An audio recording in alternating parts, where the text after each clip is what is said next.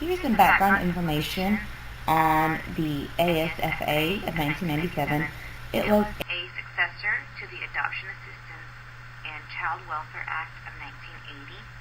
That act focused on child safety. However, they did prefer that children stay with biological family while the parent worked services, or encouraged reunification with the biological family. They avoided terminating parental rights if possible, and it did prompt a growth in federal dollars spent on children in foster care from 2 to 1, that was in 1981, to 8 to 1, that was in 1992. The act also promoted permanency planning and family support services.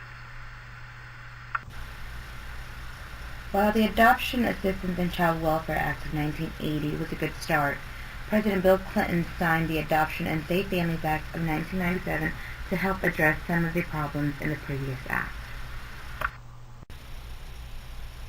The Adoption and Safe Families Act of 1997 made it the law to ensure that children were safe and that their health was a priority.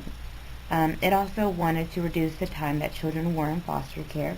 This was done by expediting permanency planning and expediting and increasing adoptions. In order to ensure that children were safe, the Act did allow removing children from their home when abuse or neglect was found. However, criminal background checks were to be completed before the child was placed with the substitute caregivers that could include a relative or even a foster parent. They had to be cleared before a child was placed. In order to ensure that children were safe, the Adoption and Safe Families Act wanted to reduce the time children spent in foster care, because before, children averaged about 3 years in foster care. They allowed terminating parental rights if there was abandonment, torture, if the parent assaulted or killed another child, or if there was chronic abuse or sexual abuse.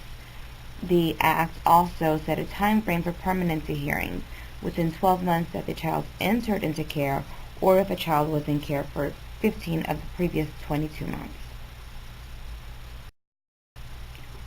The ASFA wanted to find a permanent placement for the child in the shortest amount of time.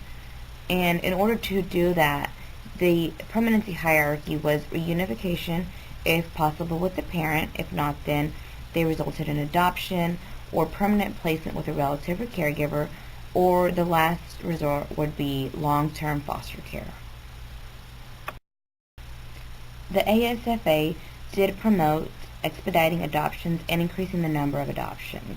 They did create an incentive payment program that gave the states $4,000 per child that was adopted, and $6,000 if a child was adopted with special needs. They did allow for cross-jurisdiction of adoptions, which allowed children to be adopted across geographical boundaries. The ASFA also required documenting all adoption efforts.